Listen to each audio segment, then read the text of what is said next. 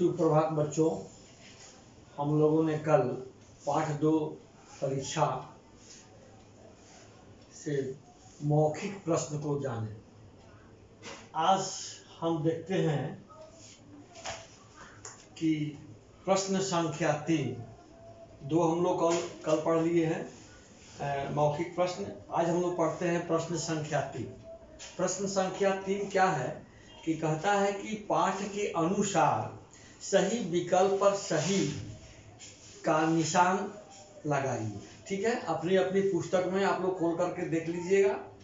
इसमें 3 में क में दिया है, 3 के क में कि देवगढ़ रियासत के बूढ़े दीवान का नाम, तो उसका नाम क्या था, तो उस पर लिख दीजिएगा सुजान सिंह।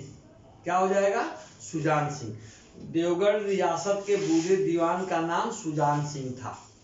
ठीक है, क हो गया। ख में लिखेंगे कि निम्नलिखित में से कौन सा खेल देवगढ़ रियासत में प्रचलित नहीं था। ठीक है, तो इसमें जो है आप लिख दीजिएगा टेनिस। ठीक है, उसके बाद ग में दिया है गहरे पानी में बैठने पर क्या मिलते हैं, तो उसका उत्तर लिखिएगा कि गहरे पानी में बैठने पर मोती मिलता है।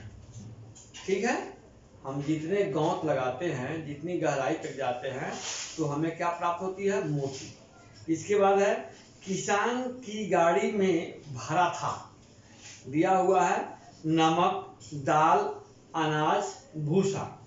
तो किसान के गाड़ी में अनाज भरा था। क्या भरा था? अनाज भरा था। अब देखेंगे 3 के अंग में कि दीवान पद के लिए किस बीमारी से पीड़ित रोगियों को आने की इजाजत नहीं थी।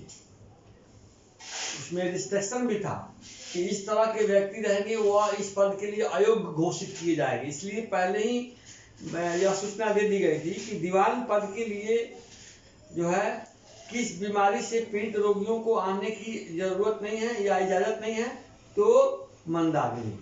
क्या टिक मारेंगे? मंदाग्नि पर मारेंगे। इस तरह से ये पाठ 3 के टिक मार करने वाला प्रश्नोत्तर हो गया। इसके बाद 4 में है, कहता है किसने किससे कहा। किसने किससे कहा, जैसे दिया हुआ है क में कहीं भूल चूक हो जाए तो बुढ़ापे में दाग लगे। यह बात सुजान सिंह ने कहा है। और किससे कहा है? तो अपने राजा से। ठीक है, आप प्रश्न देख भी रहे हैं, किसने किससे कहा, तो कहीं भूल चूक हो जाए तो बुढ़ापे में दाग लग जाएगी। यह बात सुजान सिंह, यानी सुजान सिंह कौन थे? दीवान थे। उन्होंने अपनी बात किसके समक्ष रखी? तो राजा के पास। मैं तुम्हारी गाड़ी निकाल दूं, यह बात किसने कहा? वह अजनबी नौजवान जो खेल रहा था, जिसके पैरों में चोट आई हुई थी। इसके बाद भी उस किसान की स्थिति को देखकर उसके मन में ऐसा लगा कि नहीं, इस किसान को मदद करनी चाहिए। तो किसान ने कहा, यहाँ कहता मैं तुम्हारी गाड़ी निकाल दूं। नौजवान ने कहा किससे? उस बूढ़े किसान से। हजूर मैं आपसे कैसे कहूं, यह बात किसने कहा? किसान ने। किससे कहा? उस नौजवान व्यक्ति से। फिर क्या? मैंने आप लोगों को जो कष्ट दिया है उसके लिए मुझे क्षमा कीजिए। यह बात सुजान सिंह ने कहा। किससे कहा?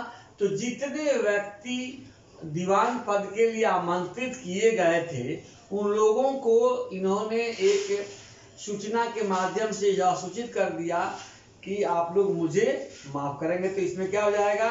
सुजान सिंह ने उन अन्य लोगों से, जो लोग दीवान पद के लिए आया था, उससे कहा अब मुझे कुछ इनाम देते हो। किसने कहा? जो किसान के गाड़ी को कीचड़ से बाहर निकाला था, वह व्यक्ति ने कहा कि मुझे कुछ इनाम देते हो। तो यह व्यक्ति, वह अजनबी व्यक्ति कहा। किससे? किसान से कहा। ठीक है, अब इसमें 5 नंबर में है क्या कि निम्नलिखित गद्यांश के आधार पर पूछे गए प्रश्नों के उत्तर लिखिए। तो गद्यांश का मतलब क्या होता है? गद्य मतलब कहानी। तो इस कहानी को पढ़ना है। जैसे जब रियासत देवगढ़ के दीवान सरदार सुजान सिंह बूढ़े हुए तो परमात्मा की याद आई। यानी इस तरह से इसको पढ़ेंगे और पढ़ने के बाद इसी के आधार पर प्रश्न दिया गया है। उन प्रश्नों को इसमें से पढ़ करके चुनकर भरना है। ठीक है, इसमें प्रश्न दिया हुआ है क ख ग घ अंग 5 प्रश्न दिए गए हैं। इन 5 प्रश्नों को उत्तर देना है। इसके बाद हम लोग पढ़ेंगे प्रश्न संख्या 6। तो प्रश्न संख्या 6 जो है, प्रश्न संख्या 6, तो प्रश्न संख्या 6 मैं लिखवा दिया हूं। 6 का क है कि राजा ने सुजान सिंह के समक्ष क्या शर्त रखी। आपको इसके पहले भी मैं बताया हूं कि राजा ने सुजान सिंह के समक्ष क्या शर्त रखा। तो सुजान सिंह जो है वह दीवान थे और काफी बूढ़े हो चुके थे। 40 साल उन्होंने दीवान पद पर कार्यरत था। अब उनको ऐसा लगा कि मैं बूढ़ा हो गया हूँ, हो सकता है मुझसे कुछ भूल हो जाए, तो इन 40 वर्षों में जो मुझे दाग नहीं लगी आज लग जाएगी। इसलिए इस बात को उन्होंने अपने राजा के समक्ष लेकर गया था, ये आप जानते हैं। तो उसी तरह यहाँ पर दिया है कि राजा ने सुजान सिंह के समक्ष क्या शर्त रखी। तो राजा ने सुजान सिंह के समक्ष यह शर्त रखी कि रियासत के लिए नया दीवान, राजा ने सुजान सिंह के समक्ष यह शर्त रखी कि रियासत के लिए नया दीवान आप ही को खोजना पड़ेगा। यह आपके ऊपर दायित्व दे दिया गया है कि आप जिस तरह का योग्य हैं उस तरह का योग्य व्यक्ति को ढूंढना आपका काम है। तो आप इस प्रश्न से पूरे अवगत हो गए कि राजा ने सुजान सिंह के समक्ष क्या शर्त रखी। तो राजा ने सुजान सिंह के समक्ष यह शर्त रखी कि रियासत के नया दीवान आप ही को खोजना पड़ेगा, यही शर्त रखी राजा ने। अब कहता है प्रश्न संख्या 6 के ख में कि दीवान पद के लिए आवश्यक योग्यताएं क्या थी। जैसे हम लोग पढ़ते हैं लिखते हैं तो कोई फॉर्म निकलता है तो इसमें योग्यता निर्धारित कर दिया जाता है। जैसे शिक्षक बनना है तो दे देगा पोस्ट ग्रेजुएट, ग्रेजुएट, यह सब होना चाहिए। उसके साथ प्रशिक्षित होना चाहिए, अनुभव होना चाहिए। तो उसी तरह से यहाँ भी दीवान पद के लिए आवश्यक योग्यताएं क्या थी कि यह थी कि दीवान पद के लिए योग्य व्यक्ति, सुयोग्य व्यक्ति की जरूरत है। यह जरूरी नहीं है कि वह ग्रेजुएट हो, ग्रेजुएट नहीं, मतलब ऐसी कोई जरूरी नहीं है, मगर क्या हो, शरीर से हष्ट पुष्ट होना जरूरी है। और बात यह है कि उसमें मानवीय गुणों जैसे, मानवीय गुण क्या होता है, दया, साहस, आत्मबल, सहानुभूति, यह सब उसके अंदर होना चाहिए। तो इस तरह का गुण उस व्यक्ति को, मतलब यही दीवान पद के लिए योग्यता की यही जरूरत थी कि दीवान पद के लिए योग्य व्यक्ति की जरूरत है। यह जरूरी नहीं है कि वह ग्रेजुएट हो, मगर हृष्ट पुष्ट होना चाहिए, होना जरूरी है। और बात यह है कि उसमें मानवीय गुणों जैसे दया, साहस, आत्मबल, सहानुभूति इत्यादि को दिया गया, यही उसकी योग्यता है। ठीक है। अब फिर कहता है ग में, प्रश्न संख्या 6 के ग, सरदार सुजान सिंह ने पंडित जानकी दास को दीवान क्यों नियुक्त किया गया। तो सरदार सुजान सिंह ने पंडित जानकी दास को दीवान इसलिए नियुक्त किया क्योंकि इसके अंदर मानवीय सभी गुण मौजूद थे। जैसे आपको इसके पहले भी मैंने बताया है कि वह व्यक्ति है जो किसान अनाज से भरा हुआ गाड़ी को नाले से पार कर रहा था और वह गाड़ी कीचड़ में फंस गई और इस व्यक्ति के पैर में चोट आई हुई थी।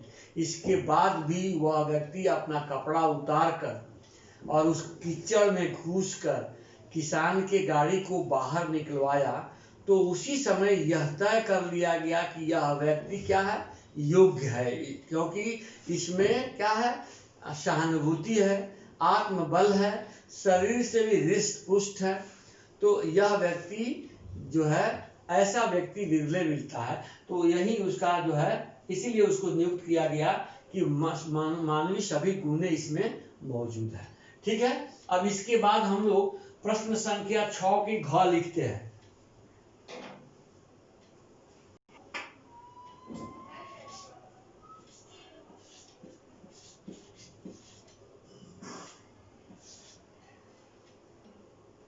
चलिए अब लिखिए प्रश्न संख्या 6 के घ।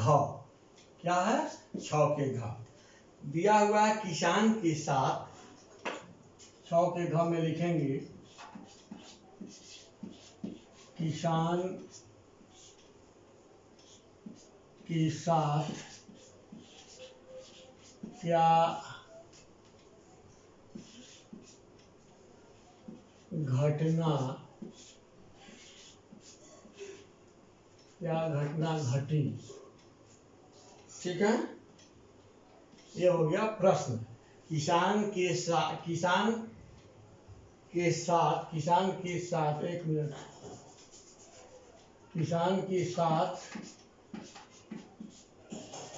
क्या घटना घटी। किसान के साथ क्या घटना घटी, उत्तर लिखेंगे।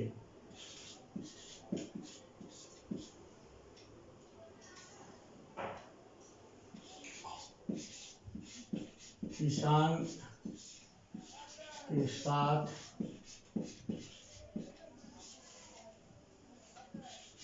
यह घटना घटी कि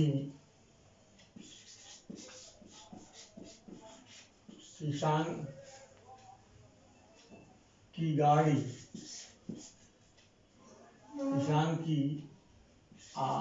अनाज भरी गाड़ी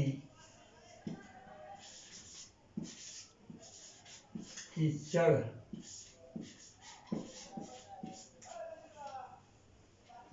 में फंस गई थी। ठीक है, अब कहता है कि किसान के साथ क्या घटना घटी। तो किसान के साथ यह घटना घटी कि किसान की अनाज भरी गाड़ी कीचड़ में फंस गई थी। यही इस प्रश्न का उत्तर होगा। अब जो है इसको हम लोग देख लिए। अब 6 के घ हो गया। इसमें दीर्घ उत्तर ये है जिसको हम लोग बाद में फिर देखेंगे। इसके बाद अब अगला वीडियो में हम लोग पढ़ेंगे विलोम शब्द। निम्नलिखित वाक्यों में से आए शब्दों को रेखांकित कीजिए तथा उनके भेद लिखिए और उसका विशेषण की अवस्थाएं जो है। ठीक है, तो फिर हम लोग अगले वीडियो में मिलते हैं। धन्यवाद बच्चों।